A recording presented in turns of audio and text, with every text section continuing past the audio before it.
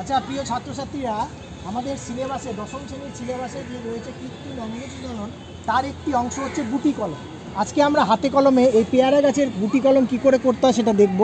আমরা এখানে প্রথমে এই ছাল তুলে নিব, এই আস্তে আস্তে করে একটু ধৈর্য সহকারে করতে হবে।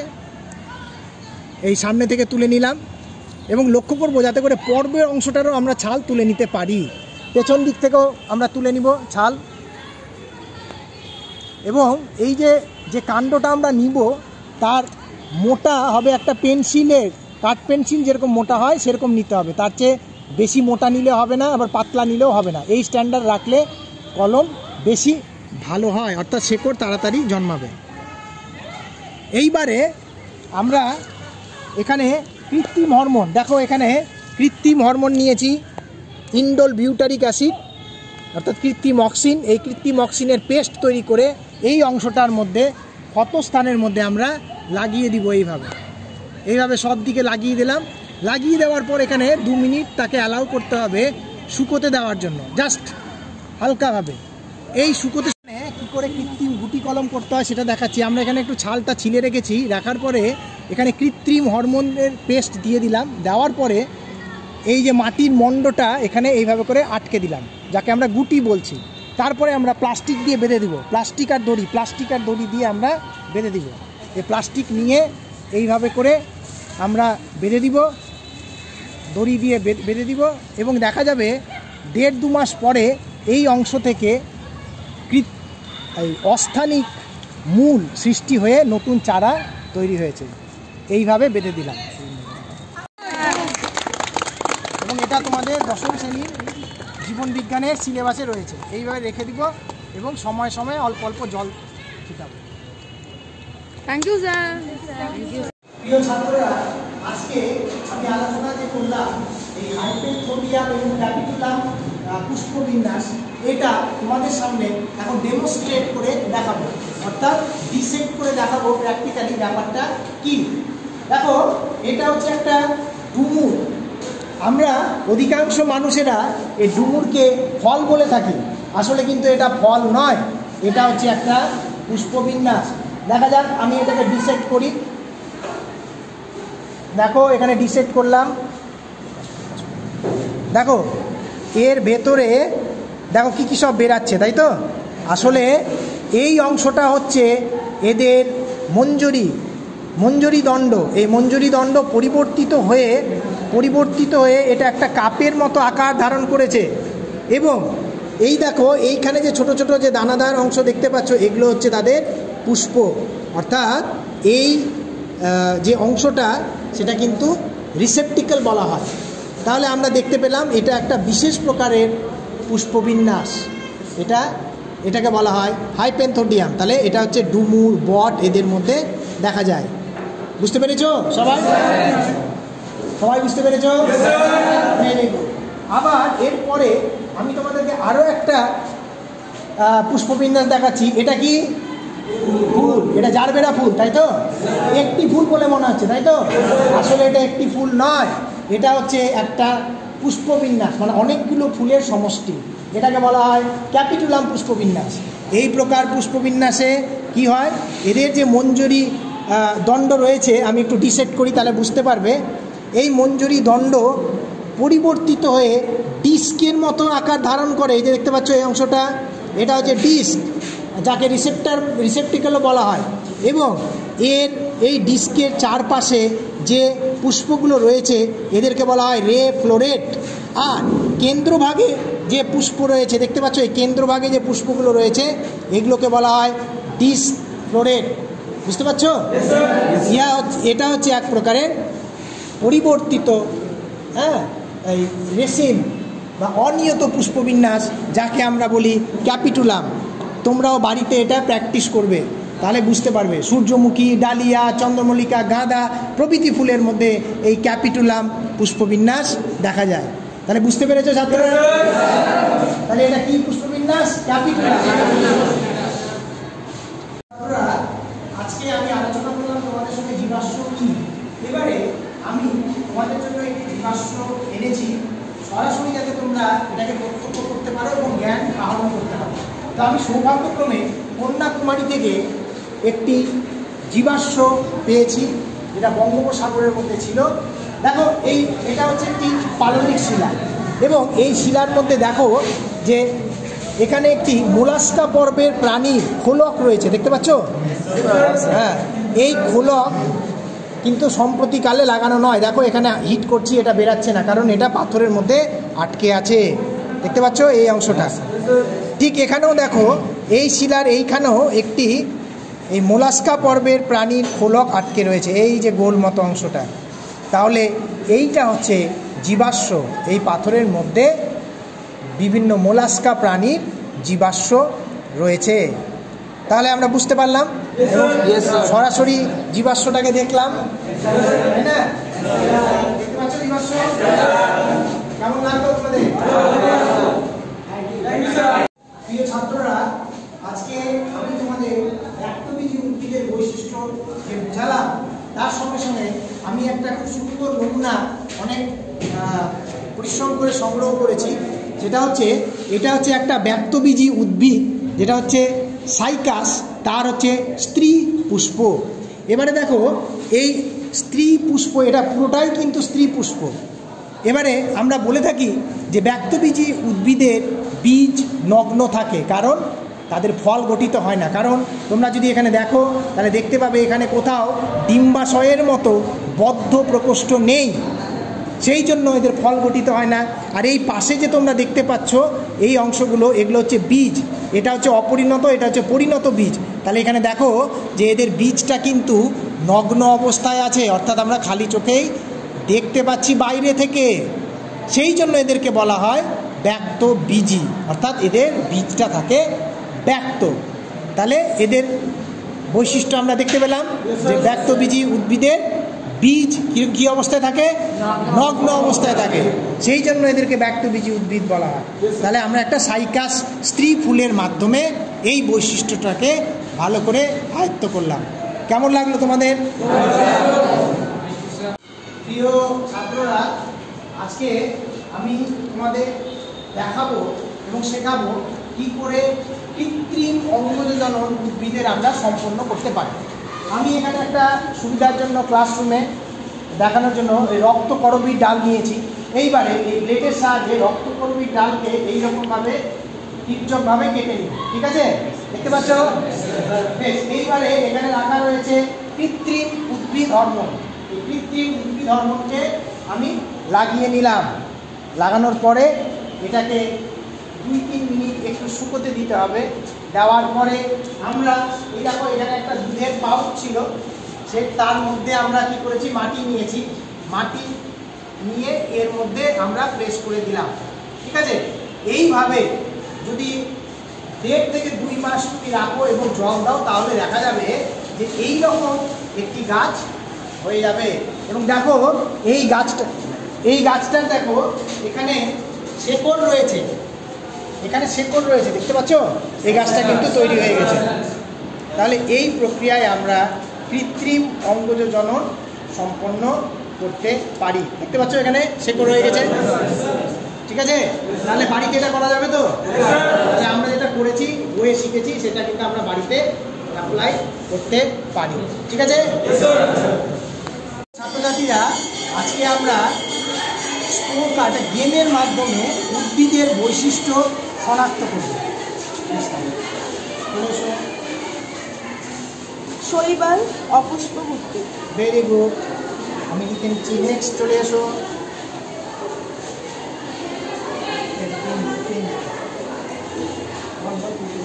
মস ব্রায়োফাইটা অপুষ্পক। বেশ, তুমি পেয়েছো শৈবাল অপুষ্পক। বেশ, তুমি কি পেয়েছো? মস অপুষ্পক। নেক্সট ছত্রাক অপুষ্পক। ছত্রাক অপুষ্পক। বেশ, দিয়ে দাও আমাকে, খুব ভালো হচ্ছে। নেক্সট চলে এসো, তাড়াতাড়ি চলে এসো, যে কোনো একটা তোলো। বীজ অঞ্জিত সপুষ্পক উদ্ভিদ, গুপ্তবীজী, তাই তো? গুপ্তবীজী সপুষ্পক। নেক্সট ব্যক্তবীজি জীর্ণ ব্যক্তবীজি জীর্ণ সপুষ্পক। সপুষ্পক, বেশ।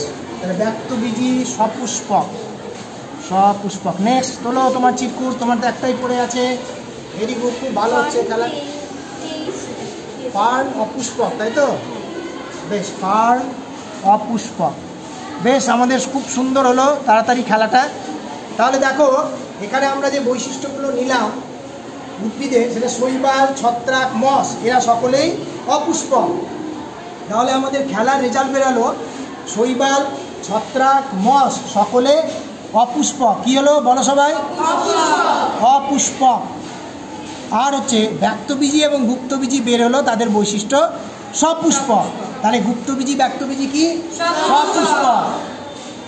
তোমাদের কেমন লাগলো এই গেমটা? এই গেমটার মাধ্যমে আমরা কি জানতে পেলাম? যে শৈবাল, ছত্রাক, মস, ফার্ন এরা সকলেই হচ্ছে অপুষ্পক, আর ব্যক্তবীজি গুপ্তবীজি সপুষ্পক। খুব ভালো হয়েছে। তাহলে ফলাফল এই হলো।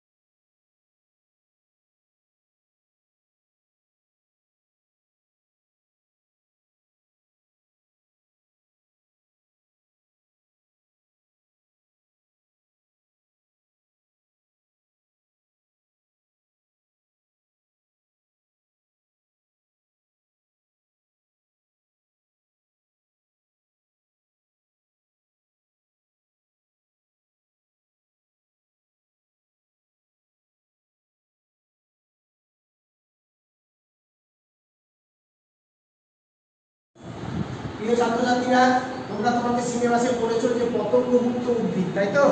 তো এখানে আমি একটা পতঙ্গভুক্ত উদ্ভিদ এনেছি যার নাম হচ্ছে কি? কলসপত্রী। বেশ, তাহলে আমরা দেখবো কেন এটাকে কলসপত্রী বলছি। কারণ এই উদ্ভিদের পাতার অগ্রভাগ রূপান্তরিত হয়ে কলসির মতো অঙ্গে রূপান্তরিত হয়েছে, দেখতে পাচ্ছ? আর এই কলসির মতো অঙ্গে বিভিন্ন প্রকারের পতঙ্গ এসে পড়ে এবং এই উদ্ভিদের দেহ নিঃসৃত রাসায়নিক পদার্থ এই পতঙ্গকে মেরে ফেলে সেখান থেকে নাইট্রোজেন জাতীয় পদার্থ শোষণ করে। কি করে? শোষণ করে তাদের যে নাইট্রোজেনের অভাব সেটা দূর করে পুষ্টি সম্পন্ন করে। তাই এদের পতঙ্গভুক্ত উদ্ভিদ বলা হয়। তাহলে এর নাম কি? কলসপত্রী।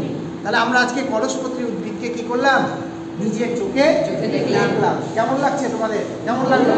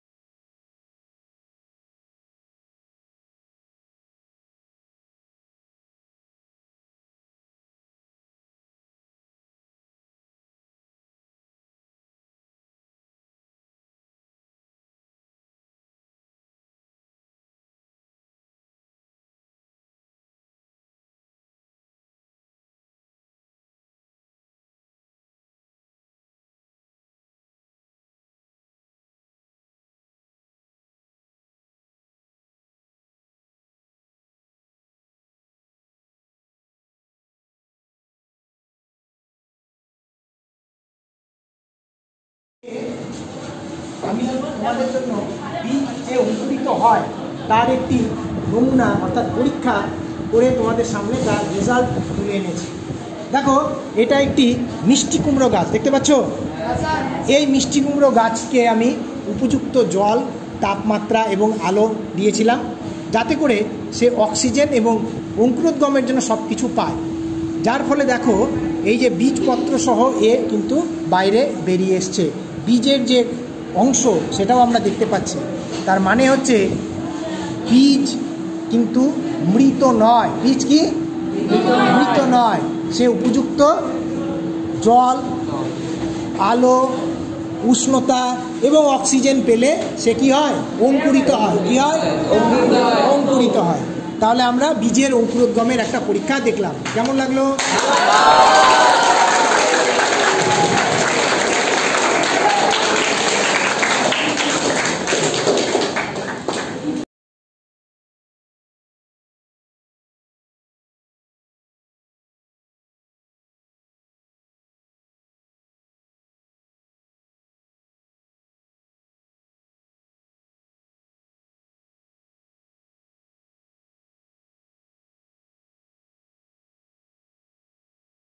আমরা বংশগতি করতে গিয়ে দেখেছি যে মানুষের কিছু বৈশিষ্ট্য আছে যেগুলো হচ্ছে প্রকট, আর কিছু বৈশিষ্ট্য আছে তার উল্টোটা অর্থাৎ প্রচ্ছন্ন। যেমন কানের এই যে লতি বা বহিঃকর্ণ ছত্র, এটার যে নিচের অংশ লতি, এটা অধিকাংশ মানুষের হচ্ছে মুক্ত থাকে, অর্থাৎ এটা প্রকট বৈশিষ্ট্য। তো ক্লাসে আমরা একটা রিয়াল সিচুয়েশনে দেখব যে সত্যি কি তাই হয়। আমরা দেখে নিই যে আমাদের স্টুডেন্টদের মধ্যে কার কার যুক্ত আর মুক্ত লতি আছে। এইখানে আমরা দেখতে পাচ্ছি একজন ছাত্রী, তার কানের লতি কিন্তু মুক্ত। ঠিক পাশেই আবার দেখতে পাচ্ছি এর কানের লতি কিন্তু যুক্ত, যুক্ত কানের লতি। তাহলে এটা হচ্ছে প্রচ্ছন্ন বৈশিষ্ট্য। আবার এখানে দেখতে পাচ্ছি মুক্ত লতি, কানের লতি মুক্ত। নেক্সট আমরা দেখে নিব এরও কানের লতি হচ্ছে মুক্ত। আবার এখানে আরও একজন ছাত্রী লতি দেখতে পাচ্ছি, কানের লতি, সেটা হচ্ছে যুক্ত, যুক্ত লতি আমরা দেখতে পাচ্ছি। এই যে কানের লতিটা যুক্ত, তাহলে এটা প্রচ্ছন্ন বৈশিষ্ট্য। এখানেও দেখতে পাচ্ছি কানের লতি যুক্ত। নেক্সট এখানেও দেখতে পাচ্ছি মুক্ত কানের লতি। নেক্সট এখানে আমরা চলে যাব, এখানেও দেখতে পাচ্ছি মুক্ত কানের লতি। নেক্সট এখানেও দেখতে পাচ্ছি আমরা মুক্ত কানের লতি।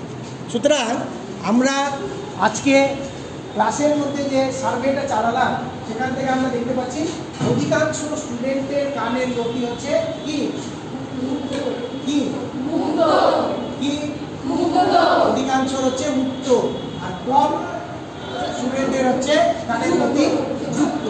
তার মানে বোঝা গেল যেহেতু কম দেখা যাচ্ছে তার মানে এটা প্রচ্ছন্ন বৈশিষ্ট্য। কেমন লাগলো? বুঝতে পারলে তো? আমরা ক্লাসে আরো একটা সমীক্ষা চালাবো রিয়েল লাইফ সিচুয়েশনের উপরে। আরো একটা বৈশিষ্ট্য আছে মানুষের, যেটা হচ্ছে রোলার জিন বা ফ্ল্যাট জিন, অর্থাৎ এক বিশেষ প্রকারের জিন উপস্থিতির জন্য আমরা জিভকে রোল করতে পারি এইভাবে। তোমরা সবাই করো তো দেখি। তাহলে আমরা দেখতে পাচ্ছি অধিকাংশ স্টুডেন্ট জিভ রোল করতে পারছে। তার মানে এই বৈশিষ্ট্যটা হচ্ছে প্রকট বৈশিষ্ট্য। এবং দেখা যাচ্ছে আমাদের এই স্টুডেন্ট জিভ রোল করতে পারছে না, তার মানে এটা হচ্ছে প্রচ্ছন্ন বৈশিষ্ট্য কম ক্ষেত্রে। হ্যাঁ, হ্যাঁ, তার মানে এটাও আমরা একটা পেলাম প্রচ্ছন্ন বৈশিষ্ট্য। এই দুজন স্টুডেন্ট যারা হচ্ছে সমগ্র ক্লাসের মধ্যে এই দুজন স্টুডেন্ট কেবলমাত্র রোল করতে পারলো না, অর্থাৎ রোল করার জন্য যে জিন, সেই জিন এই দুজন স্টুডেন্টের মধ্যে নেই। তাহলে যেহেতু অধিক সংখ্যক স্টুডেন্টের মধ্যে আমরা রোল করার ক্ষমতাযুক্ত জিন পেলাম আর কম ক্ষেত্রে পেলাম না, তার মানে যে রোল করার যে জিন, এই জিন হচ্ছে মানুষের মধ্যে প্রকট বৈশিষ্ট্য। কেমন লাগলো তোমাদের? তাহলে বংশগত বৈশিষ্ট্য কিন্তু আমরা এখানেই প্রকট এবং প্রচ্ছন্ন বৈশিষ্ট্যকে আমরা পরীক্ষা করে নিতে পারলাম রিয়েল লাইফ সিচুয়েশন। বুঝতে পেরেছো? মনে থাকবে তো? কেমন লাগলো? দেখো প্রিয় ছাত্ররা, আজকে তোমাদের সামনে আমি হাজির করেছি তোমাদের পাঠ্য বিষয়ের অন্তর্গত একটি উদ্ভিদ, যেটা হচ্ছে স্বর্ণলতা। কি উদ্ভিদ এটা? স্বর্ণলতা। এই উদ্ভিদ হচ্ছে কিরকম পুষ্টি সম্পন্ন করে? পরজীবী। অর্থাৎ এই উদ্ভিদটা হচ্ছে সম্পূর্ণ পরজীবী উদ্ভিদ। অর্থাৎ দেখো, যদি আমরা কাছে আসি তাহলে দেখবো যে এই উদ্ভিদের কোনো ক্লোরোপ্লাস্ট নেই। হলুদ রঙের। কি রঙের? হলুদ রঙের। তাহলে এই ক্লোরোপ্লাস্ট না থাকার জন্য এরা নিজের খাদ্য নিজে তৈরি করতে পারে না। এরা বৃক্ষ জাতীয় বা গুল্ম জাতীয় উদ্ভিদের কাণ্ডের উপর জন্মায়, কাণ্ডের উপর থাকে এবং চোষক মূলের দ্বারা সেই কাণ্ড থেকে তারা রস শোষণ করে বেঁচে থাকে। তাহলে এরা সম্পূর্ণ অন্য উদ্ভিদের উপর নির্ভরশীল, তাই এরা হচ্ছে সম্পূর্ণ পরজীবী। কি এরা? পরজীবী। সম্পূর্ণ পরজীবী, অর্থাৎ এরা পরজীবী পুষ্টি সম্পন্ন করে। এই স্বর্ণলতাকে যদি আমরা মাটিতে ফেলে দিই তাহলে কোনোদিন বাঁচতে পারবে না। তাহলে এর বেঁচে থাকার জন্য কীরকম যে কোনো একটা কি বৃক্ষ বা গুল্ম জাতীয় গাছ দরকার। ঠিক আছে? তাহলে আজকে আমরা কোন উদ্ভিদ দেখলাম? স্বর্ণলতা। কীরকম পুষ্টি সম্পন্ন করে? পরজীবী। কেমন লাগলো তোমাদের? তাহলে এই গাছটা দেখার সুবিধা হচ্ছে আমরা আমাদের চারিপাশে এবারে চোখ রাখবো যে এই রকম গাছ কখনো দেখছি কিনা, তাই তো? ঠিক আছে, কেমন লাগলো তোমাদের? প্রিয় ছাত্ররা, দেখো আজকে আমি তোমাদের জন্য একটা লেবু নিয়ে এসেছি। এই লেবুর মধ্যে কিন্তু ভিটামিন সি থাকে। তাহলে ভিটামিন সি এর উৎস হচ্ছে কি? লেবু। তাহলে এই লেবু আমাদেরকে কিন্তু তোমাদেরকে প্রত্যেকদিন খেতে হবে, কারণ এই ভিটামিন সি অ্যান্টিবডি তৈরি করে শরীরের ইমিউন সিস্টেমকে রক্ষা করতে সাহায্য করে। ঠিক আছে? আর এই ভিটামিন সি আমাদের মাড়ি এবং দাঁতের রোগও প্রতিরোধ করে। তাহলে আমাদের খাবার পাতে প্রত্যেক দিন এই লেবু খাওয়া দরকার এবং এটা খুব সস্তার ফল। বুঝতে পেরেছ? হ্যাঁ। প্রিয় ছাত্রীরা, আজকে তোমাদের জন্য আমি এনেছি সমসংস্করণ কি সেটা বোঝানোর জন্য দুটি নমুনা নিয়ে এসেছি। তাহলে দেখো, এখানে একটি গাছ আমি এনেছি, এটা ক্যাকটাস জাতীয় গাছ। দেখো এর কোনো কিন্তু পাতা নেই, আছে পাতা? না। তো এর পাতা কাঁটায় রূপান্তরিত হয়েছে, দেখতে পাচ্ছ? অসংখ্য কাঁটা, পাতা কাঁটায় রূপান্তরিত হয়েছে। ঠিক পাশাপাশি আমি একটা তেঁতুলের ডাল ভেঙে এনেছি। তো এই যে তেঁতুলের পাতা, দেখো এটা সবুজ বর্ণের। তাহলে ক্যাকটাসের এই যে কাঁটা আর তেঁতুলের পাতা, এদের হচ্ছে কি গঠন একই কিন্তু কাজ ভিন্ন। সেই জন্য এরা হচ্ছে একে অপরের সমসংস্থ অঙ্গ। বুঝতে পেরেছ? আর সমবৃত্তি অঙ্গ কাকে বলবো? যে অঙ্গগুলোর হচ্ছে কাজ এক কিন্তু গঠন আলাদা। যেমন দেখো, এই তেঁতুল গাছের পাতা সবুজ বর্ণের, এই ক্যাকটাসের কাণ্ডটা দেখো সবুজ বর্ণের, দেখতে পাচ্ছ? তাহলে ক্যাকটাসের কাণ্ডও কিন্তু সালোক সংশ্লেষ প্রক্রিয়ায় খাদ্য তৈরি করতে পারবে, তেঁতুলের পাতাও কিন্তু খাদ্য তৈরি করতে পারবে। তাহলে তেঁতুলের পাতা এবং ক্যাকটাসের কাণ্ড হচ্ছে সমবৃত্তীয় অঙ্গ, কারণ এদের কাজ এক কিন্তু গঠন আলাদা। এটা পাতা, এটা কাণ্ড। বুঝতে পেরেছো সবাই? Now I am going to tell you a story. Remember the cranial nerve, 12 pair of cranial nerve in human. So there is a 3 character. One is mother, one is Oku, his son, and another is Koti. So now I am going to tell you the story in Bengali. তার মা তাকে ডাকছে, ওরে ও অপু তাড়াতাড়ি আয়, অতি আর ডাকছে মা। তো এইভাবে আমরা 12টা ক্রেনিয়াল নার্ভকে আমরা মনে রাখতে পারি।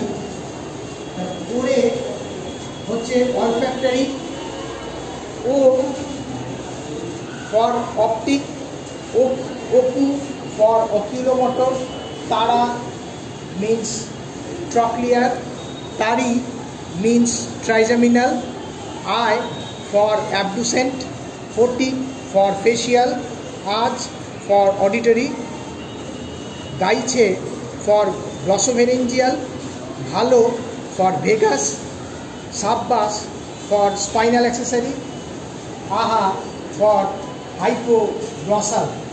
So you can remember this 12 pair of cranial nerve of human with the help of this story. I hope you will remember it.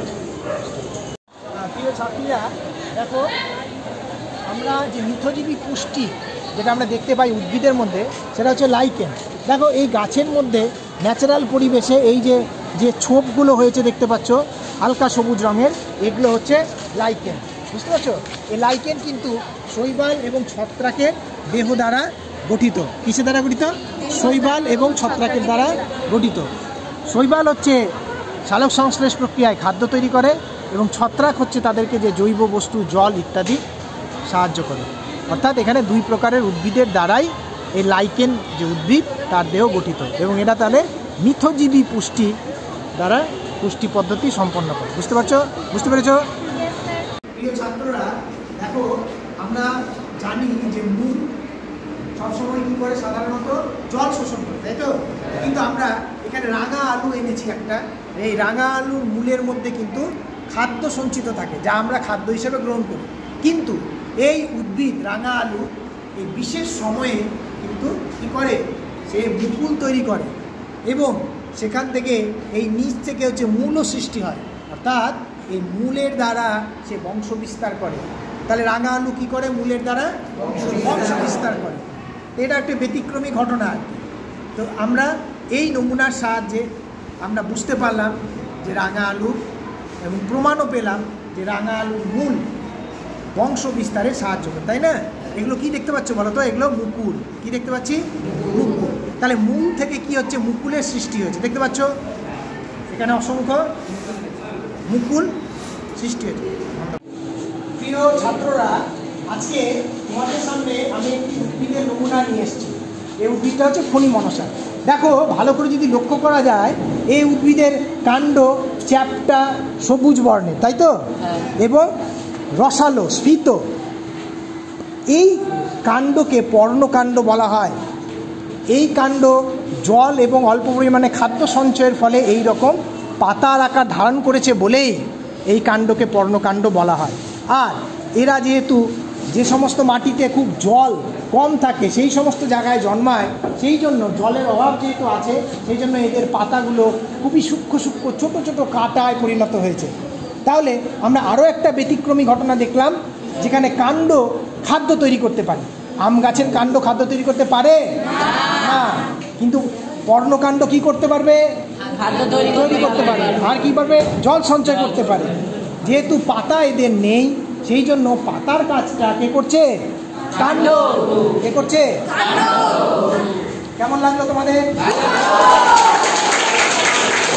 প্রিয় ছাত্ররা, আজকে তোমাদের জন্য আমি একটা উদ্ভিদ নিয়ে এসেছি যে উদ্ভিদের মূল সবুজ রঙের হয়।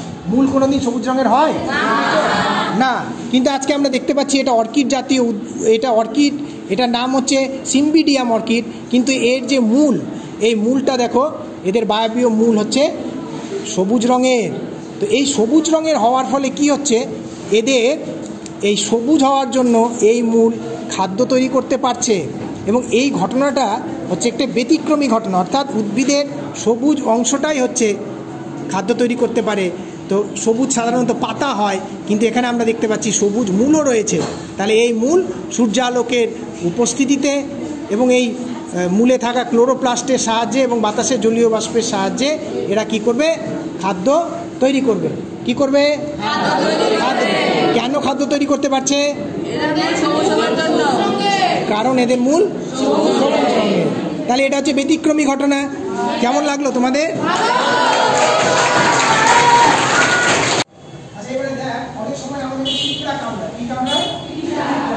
আমাকে এখানে পিঁপড়া কামড়েছে। এই পিঁপড়া কামড়ালে কি করে? জ্বালা করে। কেন জ্বালা করে? পিঁপড়ার মধ্যে ফর্মিক অ্যাসিড থাকে, সেই ফর্মিক অ্যাসিড আমাদের কোষের মধ্যে ঢেলে দেয়। বুঝতে পারলি? ওই সময় আমরা যদি চুন, এই ক্যালসিয়াম হাইড্রোক্সাইড যেটা রয়েছে চুন, এই চুন যদি আমরা সেই জায়গাতে লাগিয়ে দিই তাহলে এই জ্বালা কমে যাবে। কারণ চুন হচ্ছে ক্ষার, আর ফর্মিক অ্যাসিড যেটা পিঁপড়া দিয়েছে সেটা হচ্ছে অ্যাসিড। সেটা হলো অ্যাসিড এবং ক্ষারের বিক্রিয়ায় প্রশমিত হয়ে যাবে। আরেকটা জিনিস বলছি, আমরা অনেক সময় সকালে অ্যাসিডিটি ফিল করি। এই অ্যাসিডিটিটা কমানোর জন্য কিন্তু আমাদের বিজ্ঞান কাজে লাগতে পারে। আমরা যদি চুনের পাতলা জল করে পান করি তাহলে কিন্তু আমাদের অ্যাসিডিটি কমে যেতে পারে। দেখ, আমরা প্রত্যেকদিন থার্মোফ্লাস্ক ব্যবহার করি, তাই তো? এবারে থার্মোফ্লাস্ক কি হয়, থার্মোফ্লাস্কের ভিতরটা হয় চকচকে। এখানে বিজ্ঞানটা কোথায় এটাই জানবো। এই চকচকে হওয়ার জন্য কি হয়, এই তাপ ভিতরে প্রতিফলিত হয়, যার ফলে বাইরে যেতে পারে না।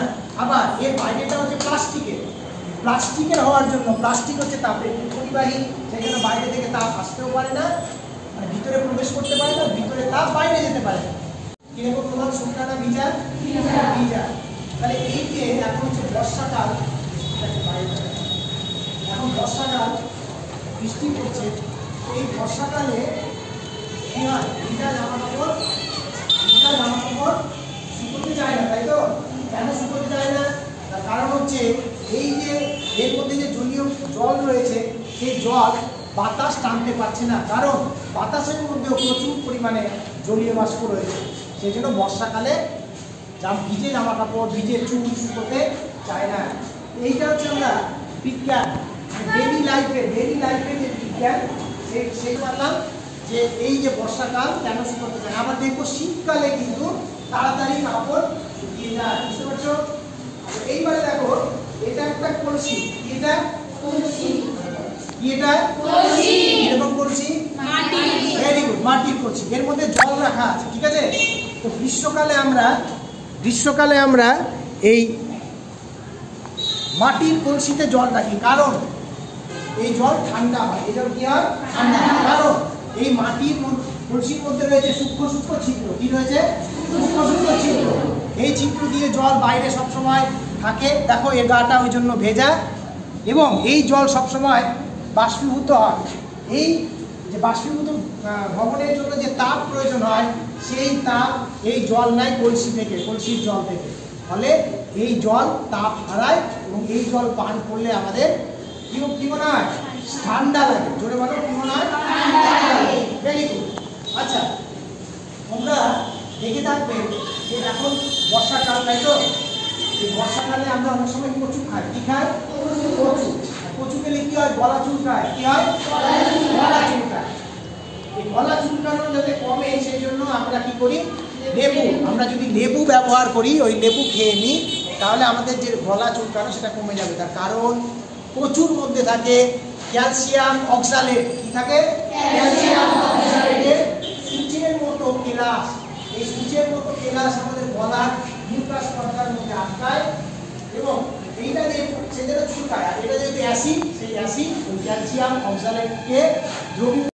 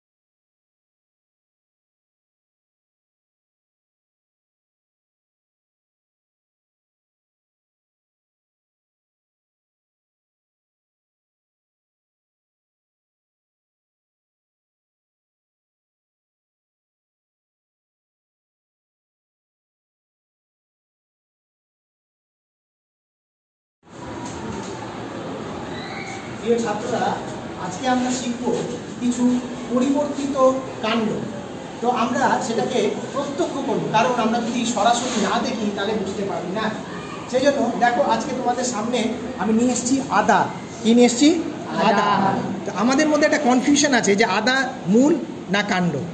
তা আমরা দেখি কি করে দেখবো। দেখো আদার মধ্যে এখানে পর্ব দেখতে পাচ্ছ এই যে গাঁটের মতো অংশটা, দেখতে পাচ্ছ? হ্যাঁ, এই যে গাঁটের মতো অংশ এগুলো হচ্ছে পর্ব, ঠিক আছে? তাহলে দুটি পর্বের যে মধ্যবর্তী স্থান সেটা হচ্ছে পর্ব মধ্য, ঠিক আছে? নেক্সট হচ্ছে এখান থেকে দেখো কিছু সরু সুতোর মতো অস্থানিক মূল আমরা দেখতে পাচ্ছি। তাহলে পর্ব মধ্য কাদের থাকে? কাদের থাকে? কাণ্ডের। সুতরাং আর এখানে দেখো অগ্রমুকুল বের হওয়ার একটা চেষ্টা হচ্ছে। তাহলে আদার মধ্যে যেহেতু পর্ব মধ্য আছে এবং মূলও বের হচ্ছে এখান থেকে অস্থানিক মূল, তাহলে এটা কি হবে? মূল না কাণ্ড? কাণ্ড। তাহলে আদা একটি পরিবর্তিত কাণ্ড, বুঝতে পেরেছো? এবং এটা কোথায় থাকে? মাটির নিচে খাদ্য সঞ্চয়ের ফলে এর রূপটা পরিবর্তিত হয়, আকারটা পরিবর্তিত হয়। তাহলে আদা কি আজকে শিখলাম আমরা? কাণ্ড। আদা কাণ্ড, পরিবর্তিত কাণ্ড। কি কাণ্ড? পরিবর্তিত কাণ্ড। ঠিক একইভাবে আমি তোমাদের দেখাবো, এটা কি বলো তো? Very good. এই পেঁয়াজটাকে আমি ছেদ করেছি। পেঁয়াজটা যদিও সহজলভ্য, কিন্তু অনেকেই আমরা বুঝতে পারি না যে পেঁয়াজ মূল না কাণ্ড। এর গঠনটা একটু জটিল। দেখো পেঁয়াজের বাইরের দিকে যে অংশটা রয়েছে এটা কিন্তু শুষ্ক শল্কপত্র। কি এটা? শুষ্ক শল্কপত্র। আর এইখানে যে অংশটা রয়েছে যেটা আমরা খাই এটা হচ্ছে রসালো শল্কপত্র। কি এটা? রসালো শল্কপত্র। এবারে পেঁয়াজটাকে যদি আমরা সেকশন করি, আমি কেটে রেখেছি, যদি ছেদ করি তাহলে দেখো এইখানে একটা ডিস্কের মতো অংশ দেখতে পাচ্ছ? এই ডিস্কের মতো অংশটাই হচ্ছে পরিবর্তিত কাণ্ড, যেটা হচ্ছে বাল্ব বলা হয়। বুঝতে পেরেছ? আর এই পরিবর্তিত যে কাণ্ড, সে কাণ্ড থেকে এই রসালো শল্কপত্র এবং শুষ্ক শল্কপত্রগুলি উৎপন্ন হয় তার পর্ব থেকে। তাহলে পেঁয়াজের যে কাণ্ড সেটা দেখতে কীরকম? ছোট্ট ডিস্কের মতো। কীরকম?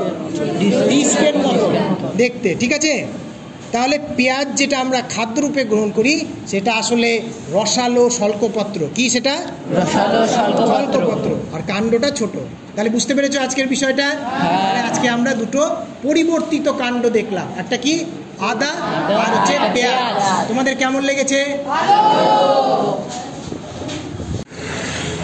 প্রিয় ছাত্রছাত্রীরা, দেখো